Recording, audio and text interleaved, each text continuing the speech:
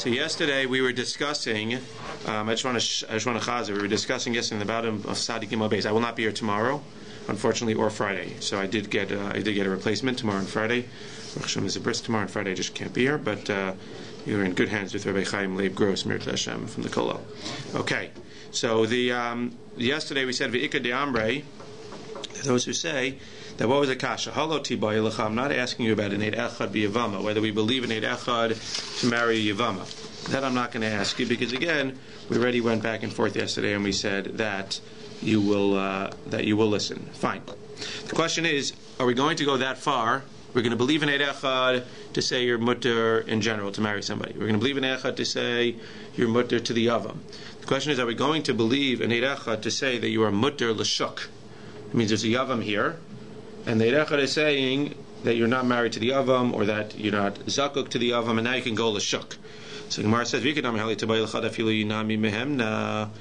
asking about an Eid Echad to marry, an Eid Echad saying you can marry the Yavam, because even she's married. She's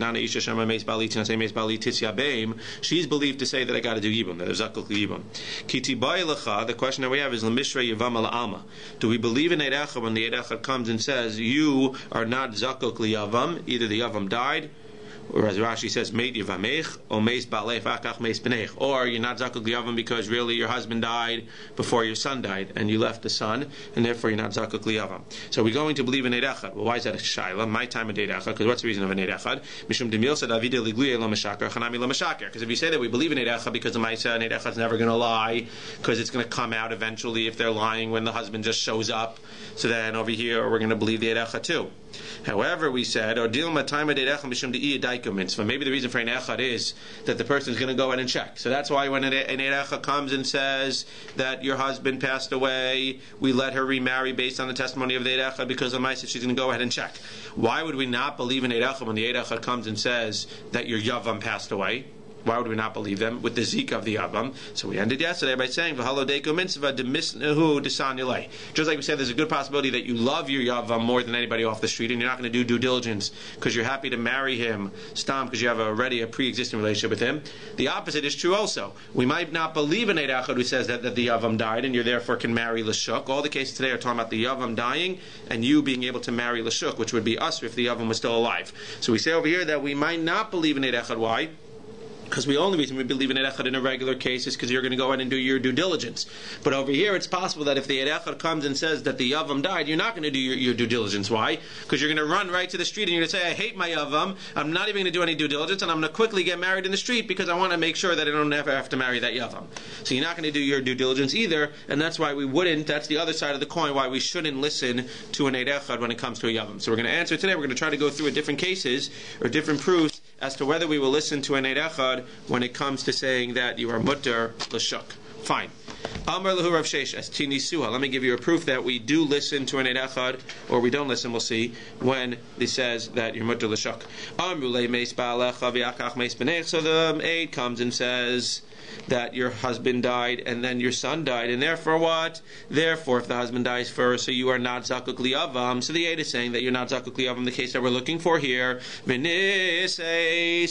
she goes ahead and she remarries. Then they say, no. Really, your son died first, and therefore you were what? Therefore you were zakuk liyavam. Teitze, like we said, she needs to divorce the person from the shuk, and any kid she had with the person from the shuk, whether before or after whether before or after you find out that in fact you were zakuk liyavam. So at the end of the day, that you were at the end of the day, the kids are going to be mamzer. Hey chidami, what's the case? If you have two eidim that come that say that you're not zakuk liyavam, and then the other two that come you are zakuk liyavam. So how's that can be? My chaz is the samchas hani samechahani. Why would you listen to these two verses? That too. V'od mamzer, safik mamzer who? It's a safik mamzer. If you have two that say that you're zakuk, again, what did she actually do here? She went ahead and she married l'shuk. So there's two eidim who come who said you're allowed to marry l'shuk because the yavam died. because you're not zakuk liyavam, because at the end of the day your husband died before the kid, so you weren't zakuk liyavam. And the other two say no, the kid died first and you are zakuk liyavam. So why would we listen to one over the other? So why would your kids with the guy from the shuk, why would they be mamzerim? They're suffik mamzerim. Maybe you were zakuk liyavam, maybe you weren't zakuk liyavam. So the Gemara says, like we said yesterday, maybe when it says that the kids are mamzerim with the guy in the shuk, it doesn't mean that they're really mamzerim. Maybe it means that they're suffik mamzerim, like you're trying to say. It can't be, because in the Sefer it says the first is a rishon, the first is a mamzer, and the second one's not a mamzer. So you see that dafka, when it says a rishon v'achron is mamzer, it's dafka that both of them are real mamzerim. Shma mina de dafka ketani el alav chad. It must be one. And what's our proof? Again, we're trying to prove that one aid is believed when the aid says that you're mutter l'shuk. So what's the proof? V'taima de asu beitrei achashua haylav hachi mehemin. Right? Because what was the case? Again, you have one aid now, go back to the top line. One aid says that your husband died, and then your son died. So one aid is saying that what? That your husband died first, and therefore you are not zakuk liyavam, you are mutter l'shuk. V'nisei, since she gets married. If other aidim come now and say that the facts were not right, then you need to divorce person in the shuk. What does that imply? That if there were no other aidim, then the first aid we would believe, i.e., we let you marry based on the first aid. It's only because there's a set of aidim that come now and say that it was the opposite that we're giving you any problems. But Lamaisa, before the set of aidim came, there were no problems. You were able to marry Lashuk based on the aid echad. That's the proof in the Gemara. La'olam treyu trey. The Gemara says, no, you can't prove. Really, it's treyu trey, but we said it's a problem. If it's treyu trey, so then why are the kids mamzerim? It should be 2 versus 2. So what do you think the answer to the Gemara is? Well, there's 2 types of witnesses, and maybe you thought about this yesterday. There's 2 types of 2 versus 2. You can either have 2 versus 2 where everything's a suffix, who do we believe? But there is a type of 2 versus 2 where we believe the second Adam. Who's that?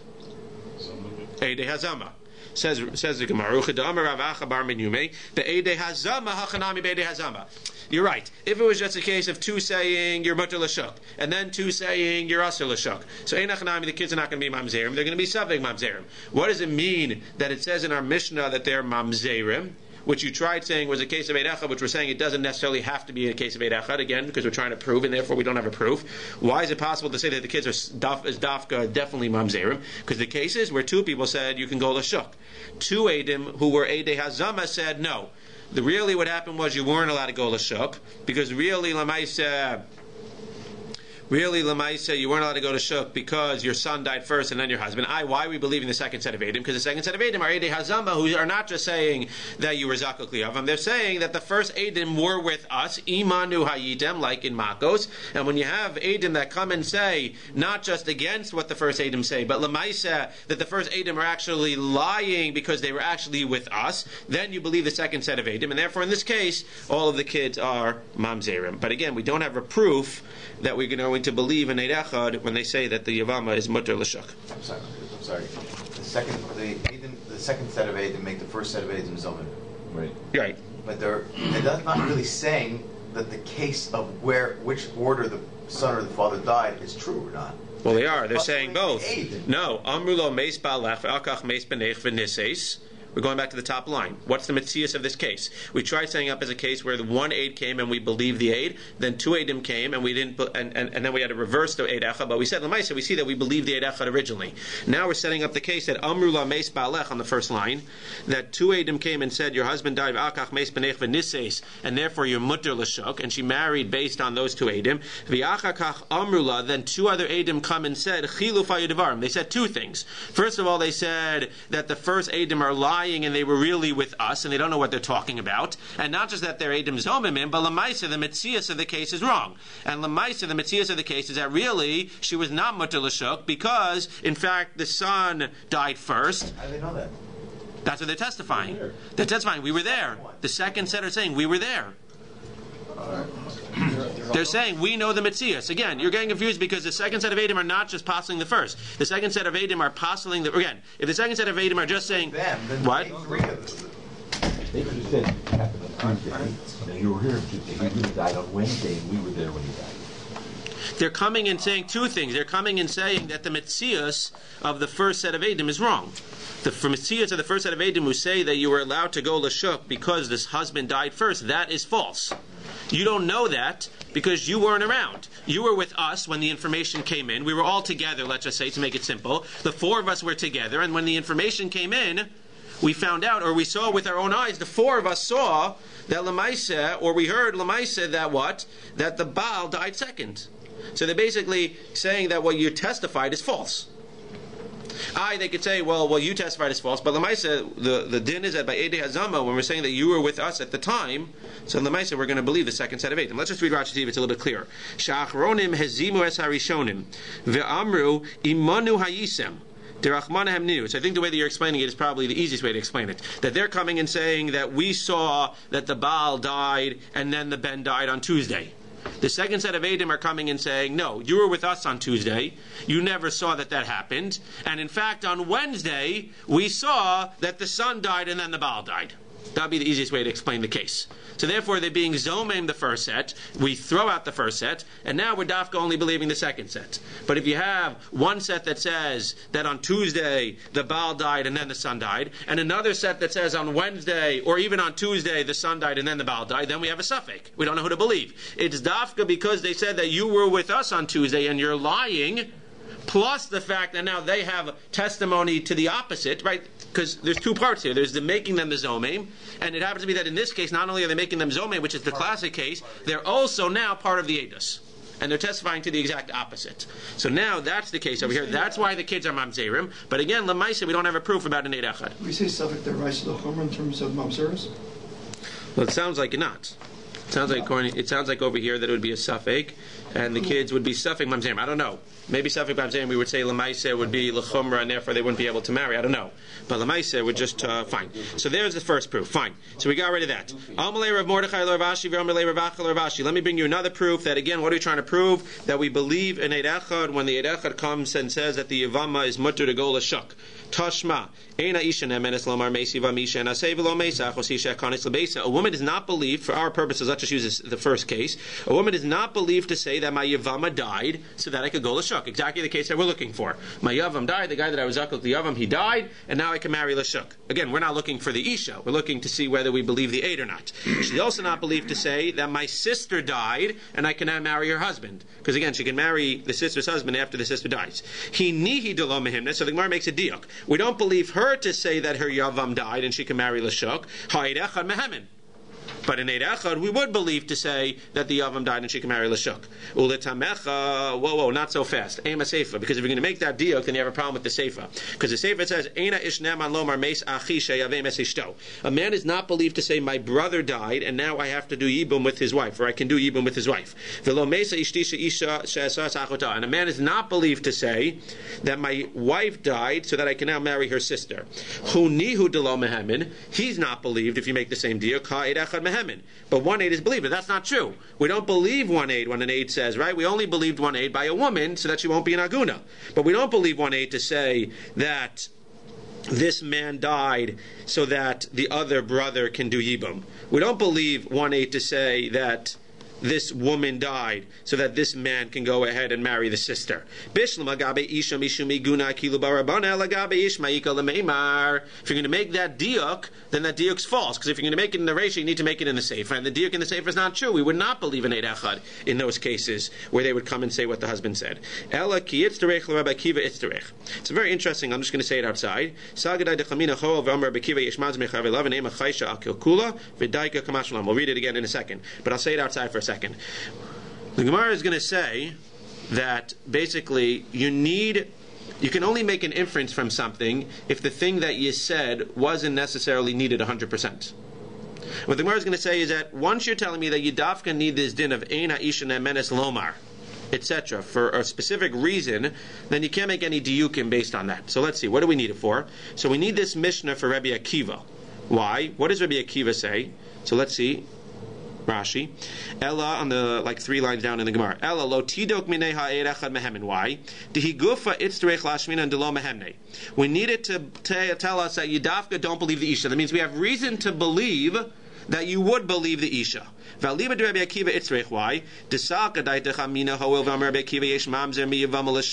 does Rabbi Akiva hold? Rabbi Akiva holds that if a Yevama goes l'shuk and gets married, so according to him, if you remember what we said yesterday, what is that? That's an Isser Lav, and he said that there's mamzerim if a Yevama goes l'shuk. We said that according to the Chachamim, there are no mamzerim if the Yevama goes l'shuk. So according to Rabbi Akiva, if there are mamzerim when the Yevama goes l'shuk, so what might you taina? You might taina, are we going to believe a woman who says that I'm allowed to go l'shuk because my Yavam dies? What might you say? You might say that we would in fact believe that woman. Why? Because since if she in fact goes l'shuk and her Yavam is not dead, what's the result of the kids according to Rabbi Akiva? The kids are going to be mamzerim. So you might have had a svara to say that we'll believe a woman who says that I'm mutter l'shuk, because at the end of the day, she wouldn't put herself into a situation where the result of her going l'shuk would be mamzerim. You don't have that svara according to the Chachamim if you say that the kids are not going to be mamzerim. So you might have thought that you should believe a woman who says that my yavam dies and I could go l'shuk because of the ma'aseh she wouldn't put herself into a situation where she's going to have mamzerim. You need the Mishnah to tell you that even though in the case if she would say that my yavam is died and she goes l'shuk and she has kids, even though those kids are mamzerim, you still don't believe the woman when she says that my yavam died. But you can't imply about anything that would happen about what happens if an eid echad would make the same testimony. That's what the Gemara is saying. So the Gemara is saying, let's read it inside. You can't make any diukim because you need every word of the Mishnah to teach us exactly for Rabbi Akiva. Why Saka Daita? You might have thought Hoel V'Amar Rabbi Akiva Yesh Mamzer Mechayav Lavin. Since Rabbi Akiva holds that if she goes lashuk, which is a chiyuv lav, then the resulting kids are mamzerim. Ema Chaysha Al Kilkula. We might say that we should believe her because the Maisa she would never lie because she's going to be makalkel herself because the punishment is going to be terrible. She's going to have mamzerim. Skip the next word. It says Vidaika. And therefore she's going to be very careful, and of course she's not lying, and therefore we should believe her. Kamash malan, that we don't believe her. Why don't we believe her? Because of the other side of the coin. What's the other side of the coin? We should believe her lashuk because the Maisa she's not going to lie because the kids are going to be mamzerim. What's the reason that we shouldn't believe her when she says that the Yavam died? Because what might she be doing? She hates the Yavam.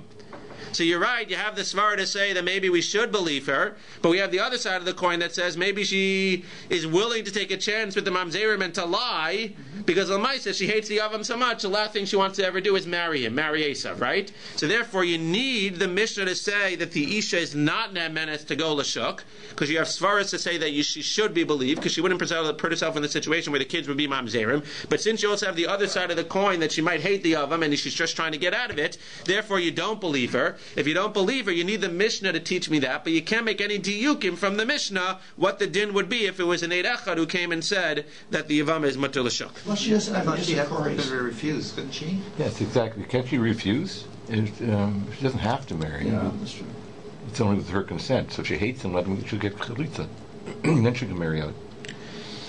Again, the point is not whether she's. The point is that we're nervous whether she's actually going to really do the due diligence. That's by the eid echad. But over here, when she's saying she just wants to go l'shuk, so she's making up a story maybe that the Yavam died. Forget about the Metziah, so what Lamaisa, we're worried that maybe she's making up the story. That's what we're nervous about. When she says and she testifies, my Yavam is dead, the question is she making up that story or not? So she might hate him so much that she's willing to make up the story that my Yavam is dead, so that she'll be able to go l'shuk, and then nobody will hopefully ever find out. They're saying they hate that's the point. You didn't have to marry him, but maybe he's not around. Maybe right. So that's the point. Fine. Let's try to bring another proof. We're still trying to prove whether or not. So we couldn't prove from here either. Do we believe in eid echad who comes and says that this woman is mutter l'shuk because the Yavam died because she's not zakuk liyavam? Next proof in the Gemara. Rav Amar eid echad neman biyavam and bikav chomer. Says very easy. I'll tell you for sure we believe in eid echad by bikav chomer. Why? Le'isser kares hitarta. Where do we believe in eid echad for isser kares? Pashut, this is not a trick question. Yeah. A regular case. Eid echad comes and says that an Isha, that the husband died and she's allowed to go ahead and remarry. Eish Ish is an Isser Kares. So we believe the Eid echad because again in the end she's going to go ahead and do her due diligence. Le Isser Lav Lo Kol Shekain. So it's obvious, Kal V'chomer, that if he's coming and saying that the Yevama died and she's mutter l'shuk, which is only an Isser Lav at most, so then we're going to believe the Erechad. You probably think what the Gemara is about to say. He can't bring a proof from there because the Le'isser Kares Hitarta, Le'isser Lav Lo Hitarta, Ve'elam Ihi my time alo mehemne. No, because over there, what's the reason that she's. I'm sorry. He atzma tochiach. You can't bring any proofs because she herself is going to prove it. To Le'isser Kares Hitarta, because you said that for Isser Kares we believe her to say my husband died. Le'isser Lav Lo Hitarta. You can't bring any Kal V'chomer because her herself, we said that we don't believe her Yevama L'shuk, as we just said. Maybe she's making it up. Maybe she just hates the guy. Says the Gemara, "V'ihi ela ihi my time alo mahamna, decheven dezimnin desanya le lo daiko mitzvah, eidachad nami keven dezimnin desanya le lo daiko mitzvah." You understand what the Gemara is saying? The Gemara is basically saying, of course we believe in Eidachad when it comes and says that the Yavam died and she's mutter l'shuk. Of course we believe in Eidachad. Sorry, I apologize to the camera, but I got to stand up for a second. We believe in Eidachad who says that she's mutter l'shuk, Kal V'chomer, because we believe. It's okay, leave it. Because we believe in Eidachad when the Eidachad comes along and says that she's mutter in general. So what's the pshat over here? So we're saying it's a Kal V'chomer from regular. No, you can't use a Kal V'chomer because a woman herself, we don't believe a woman to say that she's mutter for the Yavam, but we do believe her to say that my husband died. Everybody here? So you can't make the thing. So you can't make the Kal V'chomer.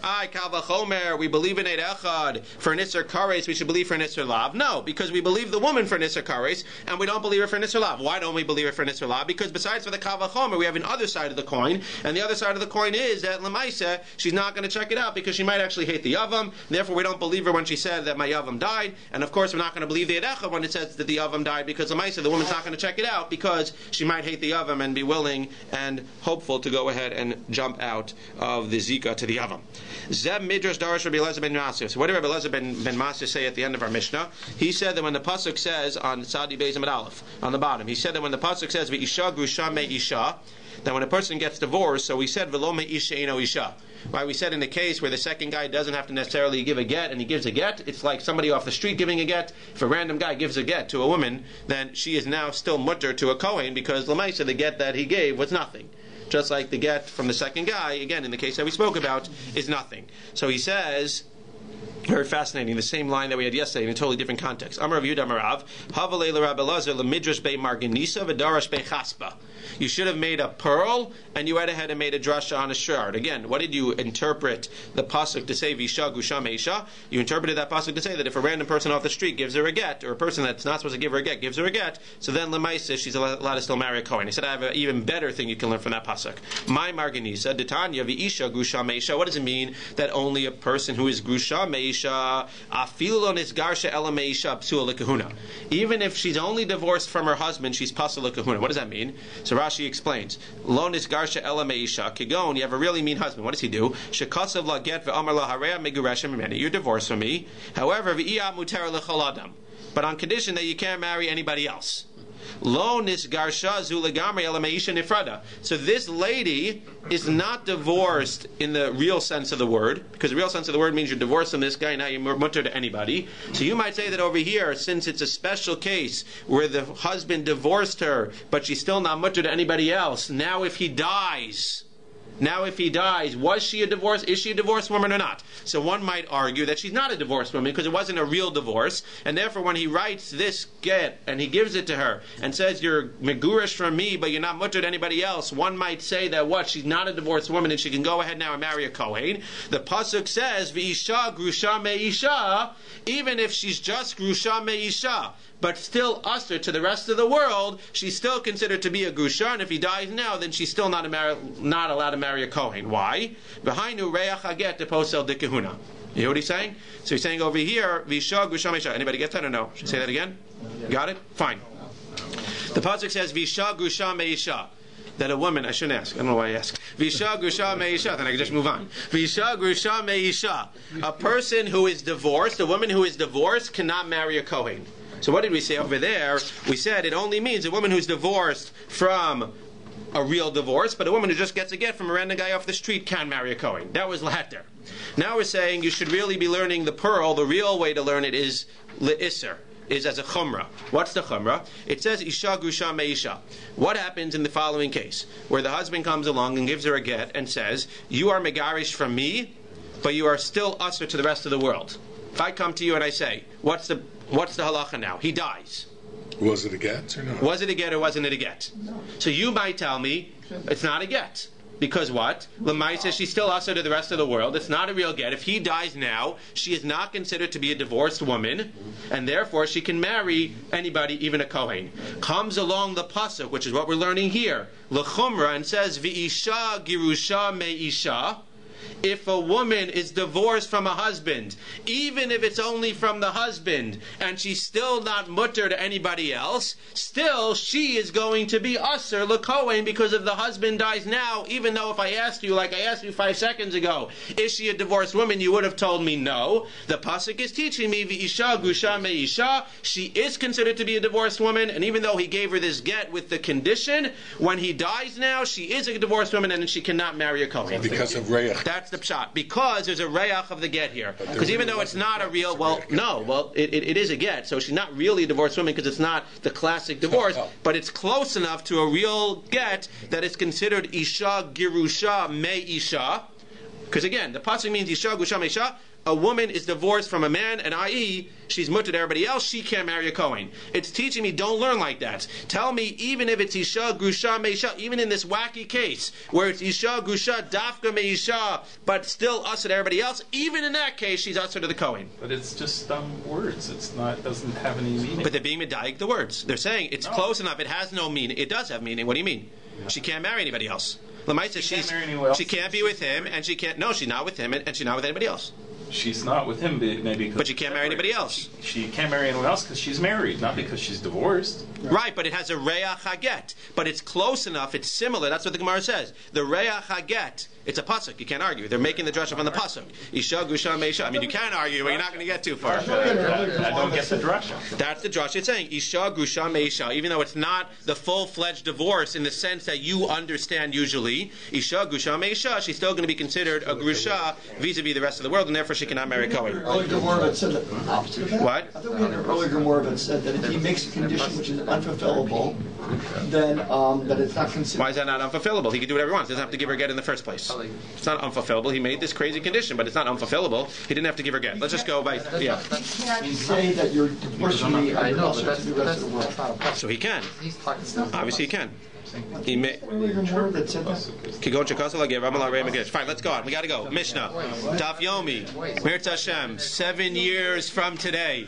7 years from today, we will have 7.5 years from today, we will have the ability to go and delve deeply into this once again. Okay, Mishnah, Mirtz Hashem. We should do it more often than once in every 7 years. Finally, we've always been talking about the guy dying. We're getting very depressed. Finally, the wife dies. Fine. The Ishta goes to Medina Sayam. So finally the wife dies, and now they say to the guy, your wife died. So what does he do? He goes ahead and marries the sister. Okay, so what happens now when the wife knocks on the door? So now it's a little bit different, because what? Muteres lachzerlo.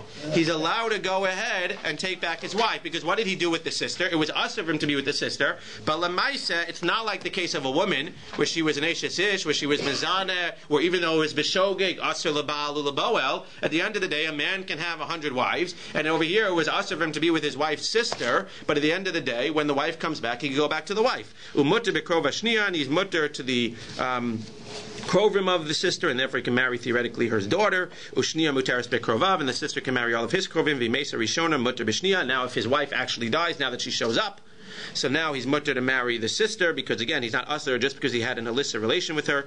Amrulo, again, similar.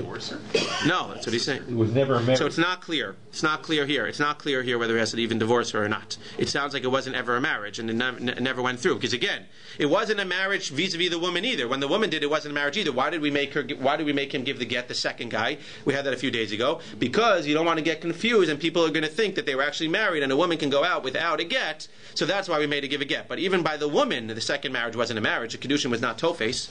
So over here, a similar case. But over here, she doesn't show up at the door. Because we're not clear, in the first case in the Mishnah, it's not clear what happens if he has kids with the sister while the wife is away. Are they mamzerim or not? It's not clear. So you would say no, but we'll see in a second that that's wrong. They are. Why? Because we see over here, Amula Mesa Ishto Venasa Es Achosa. If they say that your wife died and he marries a sister, she was really alive at the time that you married the sister, but now she's dead. Havlad Rishon Mamzer. Any vlad that she has with the sister, which is an isser for him to be married to the sister, to have kids with the sister, those are going to be mamzerim. So in the first case, any kids that he had with the sister while his wife was away are going to be mamzerim. But the achron, any kids he has now going forward, even though theoretically, well, we don't even know if he has to be tete over here. It might be that he's just allowed to stay married to her because now the might say his wife is dead. But again, we see that any kids he has with the sister while the wife is alive are mamzerim. Any kids that he has with the sister after the wife is dead are not mamzerim. Rabbi Yossi Mer Kosher Posel Al Yidei Acherim Posel Al Yidei Atzmo V'Chol Shein Posel Al Yidei Acherim Eino Posel Al Yidei Atzmo. We'll get to that in the Gemara. V'Afa Gav. Set up a crazy case over here. What happens? V'Afa de Azil Ishto V'Giso LeMedina Sayam. So again, they came and said your wife died. So your wife died. Now she shows up after you married her sister. So you're allowed to go ahead and return to your wife because whatever you did with her sister wasn't nice. It wasn't allowed. The kids are mamzerim. But lamaisa you can go back. It's not like a case where a woman, if the same thing happened to a woman, she wouldn't be able to go back to her husband. V'Afa de Azil Ishto V'Giso LeMedina Sayam. Gemara says something fascinating. Let's say, it sounds a little bit weird that they would be doing this, but let's say that your wife went with your brother-in-law. Your wife and your wife's sister's husband went Medina Sayam. So now you're left with your wife's sister home. Well, not home. I'm saying you're both left here, you and your wife's sister, and your wife and your wife's sister's husband are both Medina Sayam. Now people come back and say that what? That both of them died. So what do? Naturally, you marry your wife's sister. What happens when they show up now? So let's just talk this out for a second. What happens when they show up? Well, let's see. Based on the Mishnah, what happens when they show up? So in terms of you and your wife, when she comes back, we just said in the Mishnah, you can go back, no problems. But now, your wife's sister, who married you in the interim, when her husband shows up, so now she can't go back to him. Because she was an Eshes Ish, she married you, she had relations with you, now she's Aser Lebal or Leboel. So the Gemara is going to say that in that case, you might have thought that since the woman involved in the case, i.e. your wife's sister, when she married you, when she was with you, since now she is Aser to her husband, you too, by definition, should be Aser to your wife, even though in a regular case you wouldn't be Aser to your wife. Says the Gemara, no, we're not going to make you Aser to your wife just because in the same exact case it happens to be that she's Aser to her husband. This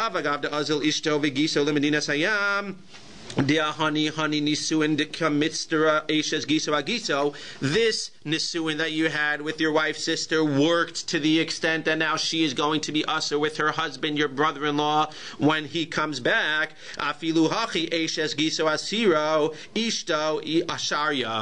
though you ruined their marriage by being with your wife's sister, you ruined her marriage. Lamaisa, your marriage is still okay. You could still take back your wife when she returns with your wife's sister's husband.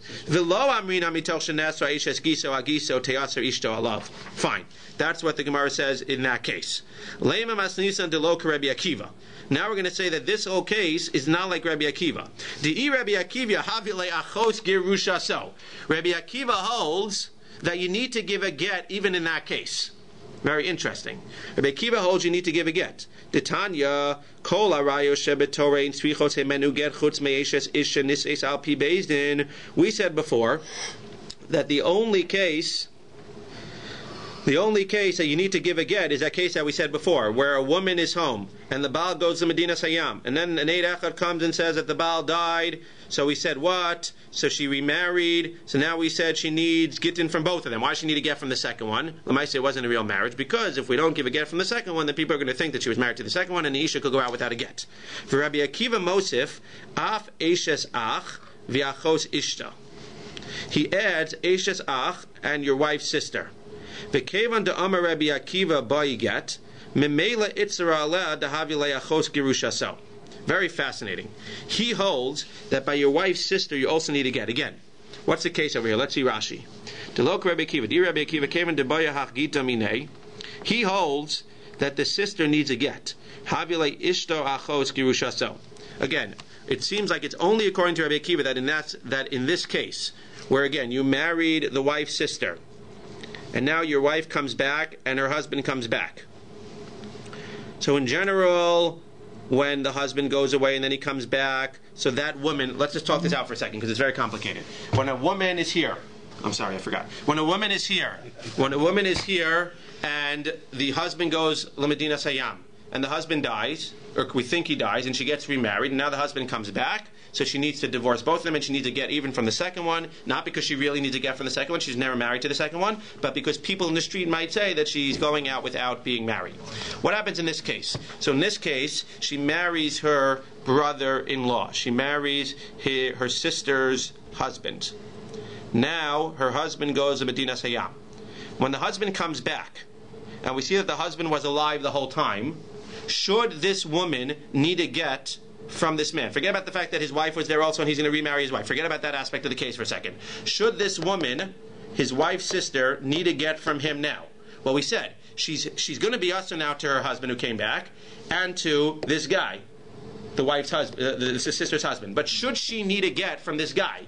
So if I ask you in Svara, you would tell me no. Why? Because what was the whole reason that we were worried? We were worried that when a woman comes back, that when the Baal comes back, so now if we let her leave the second husband without a get, people are going to think that you can go ahead and get divorced without a get. What are people going to see now? I hope I'm saying this right. What are people going to see when the brother comes back? When her husband comes back? They're going to see that the marriage that she had to you was never a good marriage. Am I saying this right? Still make the same mistake. They could still make the same mistake in terms of the gezerah. Why?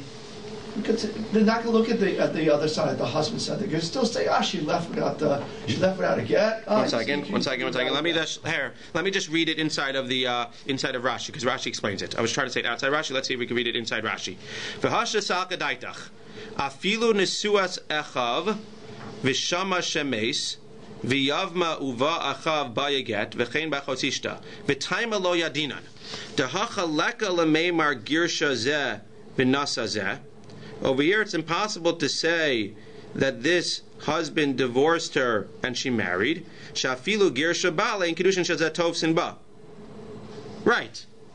No, it is. It's not the same. Because in a regular case, where you have a woman whose husband comes back, so now she needs from both. Because people might think that she married the second guy. It was a good kedushin because what? Because the first guy, again, what happened? Because the first guy divorced her at some point, and she married the second guy, and everything now is fine. But over here, when they see that the husband comes back, so now it can't be that marriage ever went through, because now we see that his wife came back also. And he wasn't allowed to marry his wife's sister. And therefore that Nisuin was never Tofes. If the Nisuin was never Tofes, then there's no reason that he would need a get. So the added element that his wife is involved here, and his wife happens to be the sister of the woman that he married second, when the sister's husband comes back, so she needs a get from the husband for sure, but you would say she needs a get from this guy too, because Lamaisa, people are going to think you go out without a get. No, people are going to see the husband, they're going to see the sister, and they're going to know that this chidushin that they made, that this nisuin that they made never went through. And therefore, if she goes without a get, it's not going to be because you can be megarish without a get. It's because Lamaisa, they were never married. That's the pshat. But Rabbi Akiva says, Ein Achanami, nevertheless, you need a get. Well, that's fine. The problem is, okay, why does he say that? So we'll see in a second. But what happens if he says you need a get? So now what happens when she comes back? Now she comes back, and now she needs a get. So she needs a get from you. You give her a get now. What happens if you give this woman a get? Your wife's sister. What happens if you give your wife's sister a get? So we said, mutter lachzerlo, in our Mishnah. It's not true. If you give your wife's sister a get, you can't go back to your wife. Why not? Because now your wife is achos girushaso, which is usher to you. In a regular case, where she goes away and she comes back, you could go back to your wife even though you were with her sister in the meantime. But if you hold that now, in this case with the giso, you need to give the wife's sister a get, then Rabbi Akiva would say you can't go back to your wife because there's a separate isser of marrying achos girushaso, the sister of your grusha. Now when you give this girl, your wife's sister, a get, when her husband comes back with your wife, she becomes your grusha, and now your wife, who theoretically you should have been mutter to go back to, you can't go back to because now she's achos girusha. So that's only a problem within Rabbi Akiva, because everybody else holds that in this case there's no reason to give a get. We don't give a get, and therefore you just go. She gets a get from her husband. She's gone. She's out of the picture. Your wife's sister. Now you go back to your wife. But according to Rabbi Akiva, where we say, which we'll have to see in a second what his svar is, where we say that the wife's sister in this case, where the giso and the wife come back, that the wife's sister needs a get, lemaisa, even though mitzad halacha, you should be able to go back to your wife. At the end of the day, once you give your wife's sister a get, your wife becomes achos girushaso, and you can't go back to achos girushaso. When you divorce, when you give a get to your sister-in-law, and you go back to your wife, you don't marry her again. Again, you can't, so it sounds like you can't be with achos gushaso. You can't be married. Whether you can't do the marriage again, you can't be married to achos gushaso. Until now, it wasn't a problem. According to everybody else, you married the sister in the meantime, the husband comes back, she's got to divorce the husband, you don't give a get, she's out of the picture, you go back to your wife. But according to Rabbi Akiva, you got to give a get to the wife's sister, so now lemaisa, you can't go back to your wife because now she is the sister of somebody that you divorced. Whether you're doing the marriage again or not, you're not doing the marriage again. But now lemaisa, she is the sister of somebody that you divorced. It is usher to be married, to remain married to the sister of somebody that you divorced. We don't understand Rabbi Akiva's thing now. Right. The question is, what's Rabbi Akiva's svara that you need to get in this case? Right. So, let's just read it inside. And therefore, that's how we started with saying, Lema masnisan delok Rabbi Akiva. Our Mishnah would say that he could go back to his wife, even in this case with the giso, so it's not like Rabbi Akiva. We've done it in a few minutes. V'lav idmar Allah. And don't we say on this, Amar Rav Gidol, Amar Chia Bar Yosef, Amar Rav, Hai Eshes Achei Chidami. So we're going to explain no. The case in the Mishnah, the case that Rabbi Akiva is talking about that he needs to get is a different case. Rabbi Akiva will agree in our Mishnah that if you marry the sister, then Lamaisa you don't need a get. What's the case that we're talking about that Rabbi Akiva needs a get? Not by Nisuin, but by Kedushin. So let's see the case. Eshes Achei Chidami, Kigon. Because again, we're talking about the case where Rabbi Akiva says Mosif af eshetach v'achodisha. We understood achosisha to be the case in our Mishnah, and therefore he argues as our Mishnah. We're saying no, it's a different case. What's the case?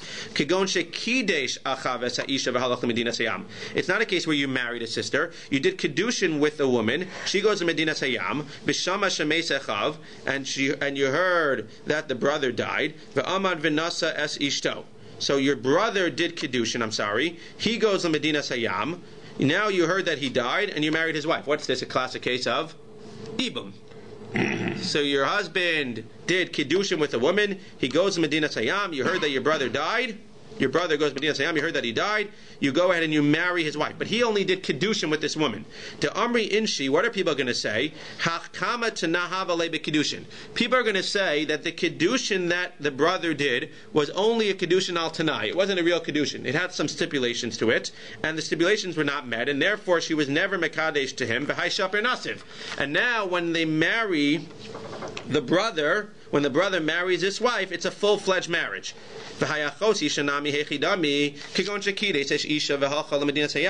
Let's just concentrate on this case, but it's the same thing. That I marry a woman and she goes to Medina Sayam v'shama shemeisa, and then I hear that she died. Amad v'nasa es achos. Again, I didn't do nisuin with this woman. I did kiddushin with this woman. Now I go ahead when I heard that she died, and I go ahead and I marry her sister. So what's going to happen? To Amri Yinshi, people are going to say, what are they going to say? I was never quote unquote did a real kiddushin with that girl who went to Medina Sayam. We made it tonight. Hach kamaisa tonight have a lebe kiddusha v'ha shapir nasiv. And then I married this woman. So lamaisa, I'm full-fledged married to this woman. What's the problem? So let's see Rashi a second.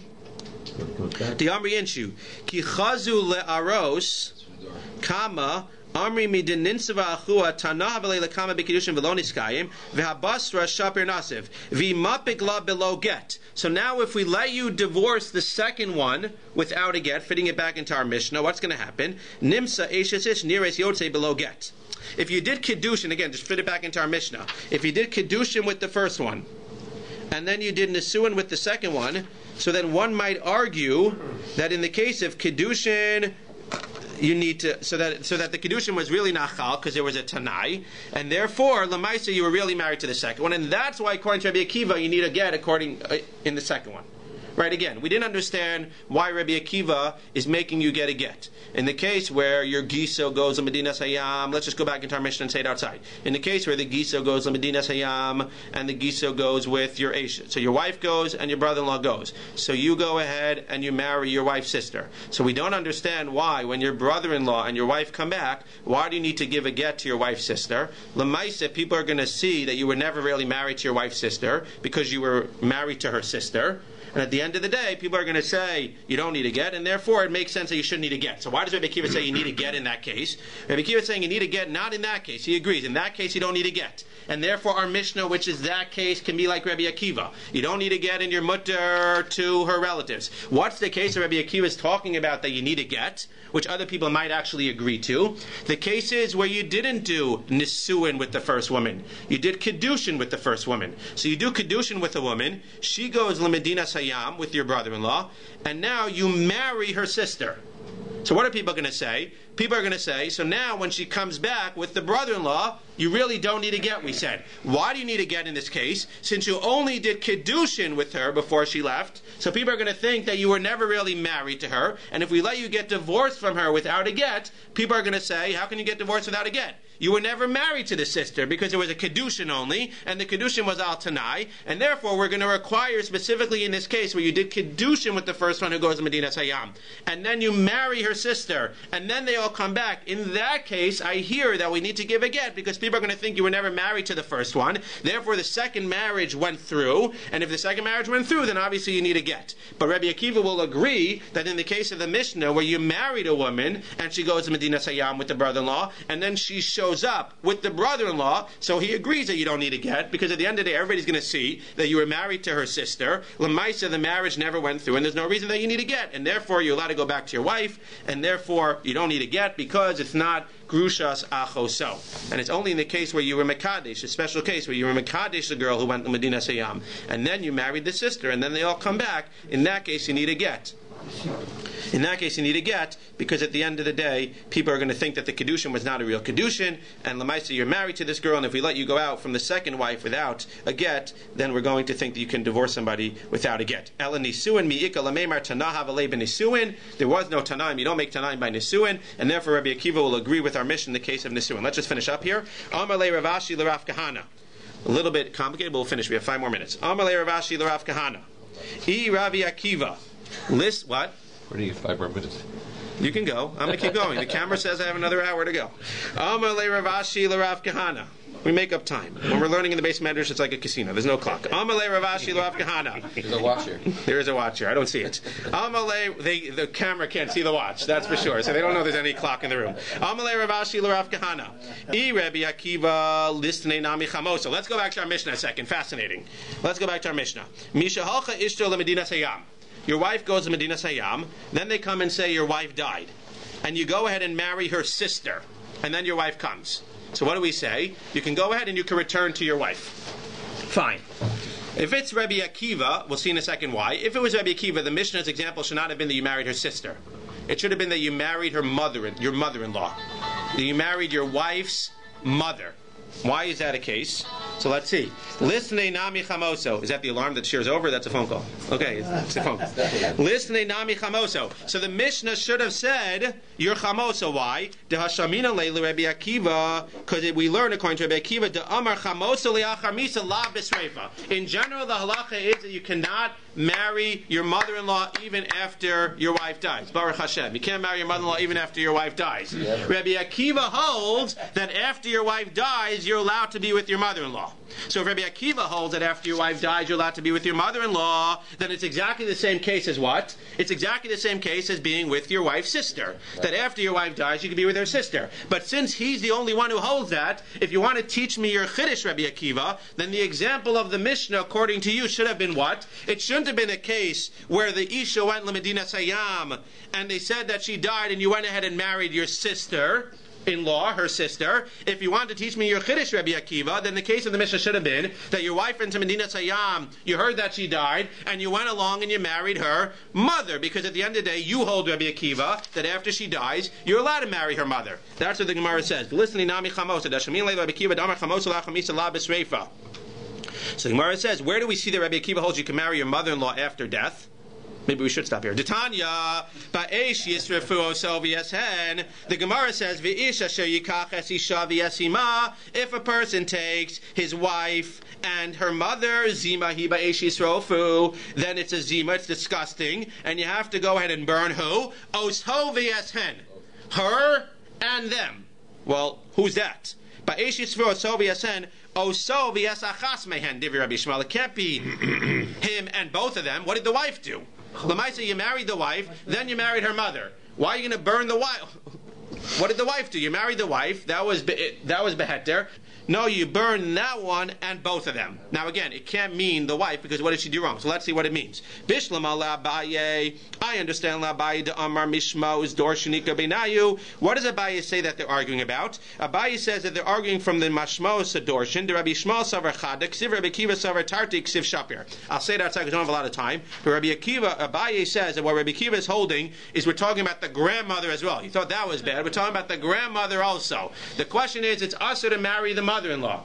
What about the grandmother-in-law? So Rabbi Yishmael says that our pasuk, which tells us osovias hen, is osovias achas mehen. Our pasuk is teaching you can't marry the mother-in-law. So you burn him. It's teaching achas mehen. You can't marry the mother-in-law, and that's it. Where do we know the grandmother-in-law from? From somewhere else. And according to Abaye, what does Rabbi Akiva say when he says osovias shtehen? He holds that from this very pasuk we can learn not only the mother-in-law, but the fact that it says eshen means the grandmother-in-law as well. But they both agree. According to Abaye, everybody agrees that the mother-in-law and the grandmother-in-law you can't marry, and if you do, you get sreifa. It's just a question of, do we learn it from this pasuk only, like we see by Rabbi Akiva, or do we need it like Rabbi Shmuel, we need another pasuk? But if I ask you, according to Rabbi Shmuel, according to Rabbi Akiva, what's the din? Can you marry your mother-in-law after your wife passes away? Within Abaye, the answer is no. Within Abaye, the answer is no, and therefore our Mishnah, according to Abaye, is not a problem, because Rabbi Akiva agrees with everybody else, and that's why the Mishnah didn't use chamoso as an example, because it's not true. You can't marry chamoso after your wife passes away. But according to Rava understands the machlokes there differently. Rava understands the machlokes.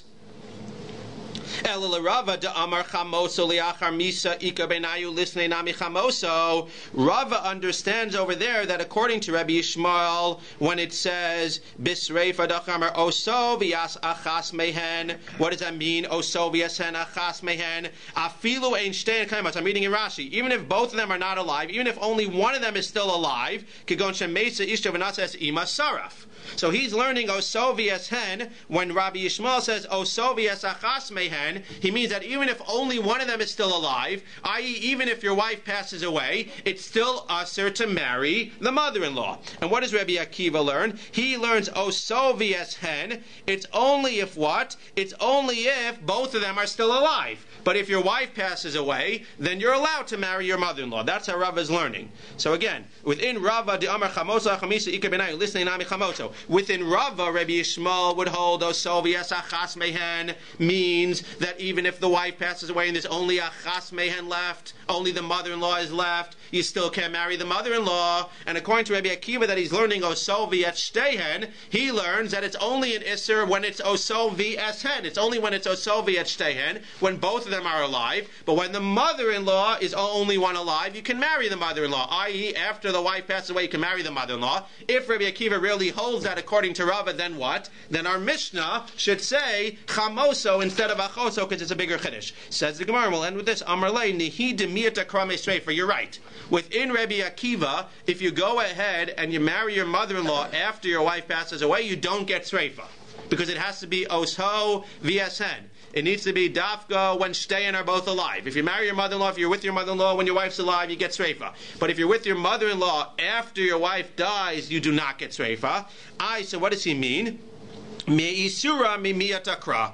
What Rabbi Akiva is teaching, and the way that he's different than everybody else, is that it's still an isser to marry your mother-in-law. That means it's usser to marry your mother-in-law after your wife passes away, but it's not going to be a sreifa. And therefore the whole discussion was by sreifa, but Rabbi Akiva would agree that it's usher to marry your mother-in-law after your wife passes away. It's just that he would say that you don't get sreifa. Everyone else would say that you do get sreifa. But if even Rabbi Akiva agrees that you can't marry your mother-in-law after your wife passes away, then I understand why it's not in this Mishnah, even according to Rabbi, because it's not true. Because achoso you can marry after the wife passes away, and that's why the whole case with the wife passing away was you marrying achoso. But the chamosa, who you can't marry even according to Rabbi Akiva after your wife passes away, it's usher to marry her, even though you won't get sreifa according to Rabbi Akiva. It's usher to marry her. That's why chamosa was not given as an example in our Mishnah. Shkaya.